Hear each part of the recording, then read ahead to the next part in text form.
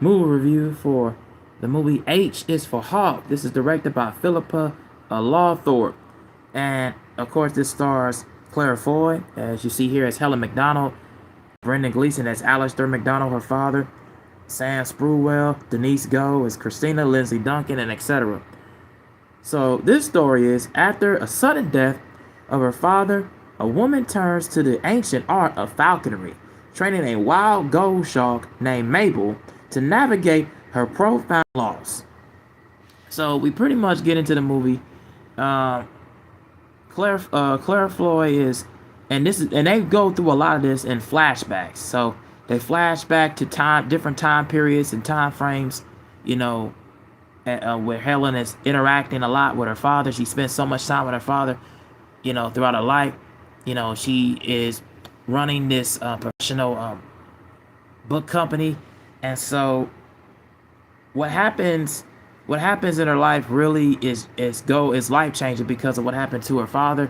And she spent so much time after her father's death, and through the cycle and the time frame and what she was doing, she ends up befriending and befunding and goes to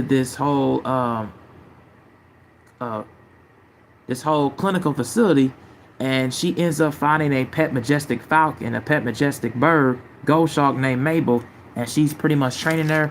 And throughout her time, she's training her throughout this whole loss. Now, the story pretty much, it's like ultimately feeling comfort and a new purpose in life as she trains this gold shark birds of prey. It was a post grief entrenchment and how to open her shattered self. She's feeling so hell bent and so hell broken over the fact that her father is not as is not in her life. So she looks at this pet majestic bird as her way of feeling thrilling, exhilarating, feeling some sort of life calling and life purpose. The things I really like about this film is that we get to figure out why Helen is so hell bent and so entrenched and engouled, and it really aroused upon really training this pet majestic bird and really taking care and taking good nurture and taking good care of Mabel, in a way where she feels that sort of affection and she feels that sort of connection in which her father had gave her, at a certain young age. So I really like the film in that sense, in that regard, and I really like the fact that it spends a lot of time going from the beginning act where we get a timeline of Alistair, and Helen both together. We get a time of Helen by herself, and then we get a time of Helen really trying to train this bird and really become, as a wing beneath her wings, a wind beneath their wings, and a wind selling as a way of just putting together a putting together their own way of just men being one above nature, being a man and woman above nature, as above nature, or a ones with nature kind of feeling. And I guess, like I said, this is just her way of just trying to become and be wisdom, be bestowed upon how to reopen her own way and feeling her own sense of enjoyment and finding new purpose and new ways in life. And she feels sort of alive, and so she feels sort of exhilarating. And with an exhilaration, with a thrilling and a thrill-seeking feeling, she looks at the bird as like, somebody that's like family. And so sort of like family. And so those are the things I really like, is we get so much time to spend with that, a lot of character development. We get a lot of character development.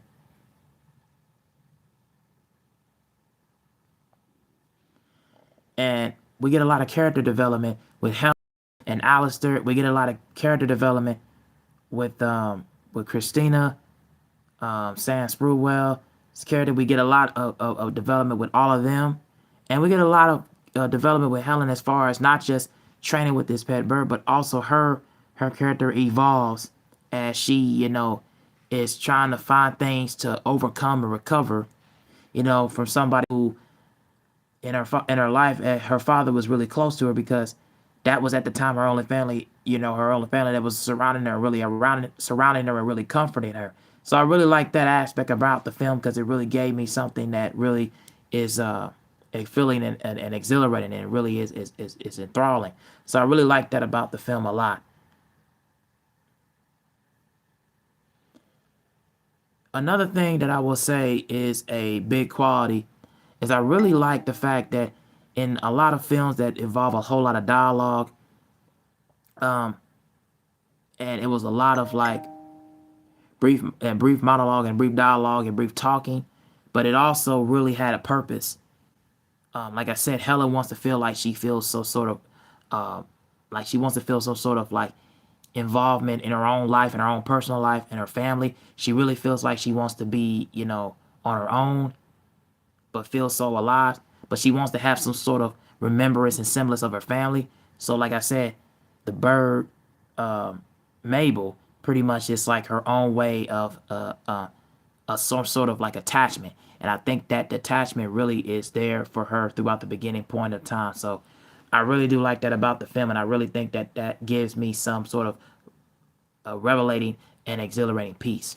So the only I wouldn't really necessarily say there ain't no negatives in this film that I really would give any credence or any give any leeway to that really takes any qualities away from it. I thought the film, like I said, had excellent performances, had excellent story, had really excellent character work, and had really good way of feeling like that you're not just in the sprung or the spur of the moment that you have a pet figure. Like she really feels like this pet figure is a symbol, and I really feel like this whole movie surrounds itself with a lot of symbolism that you want to know and you want to find the ways of purpose and revealing in life. It's not just having that family figure and having that father figure in your life, but it also has some sort of semblance of what can you apply to your own way and your own life and your own happiness. So yeah, I think this film really does its own purpose and its own job of really getting that well and getting that message across to the audience. So if you have not seen this film, this was at I think this is at Overton Film Festivals. This was at Sundance Film Festivals. This came out like towards the tail end of last year. So if you have not seen it, I would highly advise you to go check it out. I get this 3.5 out of 4 stars. Definitely something that I recommend to most people who have not had an opportunity to go see it. If you really want a dialogue driven film and a film that has purpose in life and having some sort of resemblance of, you know, and you can apply it to your own life, revolving around family figures, involving around, you know, taking care of animals and really protecting your environment. This film, protecting animals and really protecting your environment, I think this film really does that for you. So, yeah, really go check this one out. I give it 3.5 out of 4 stars again. So yeah, that's my overall thoughts about H is for Hawk. So yeah, check it out. I'm out.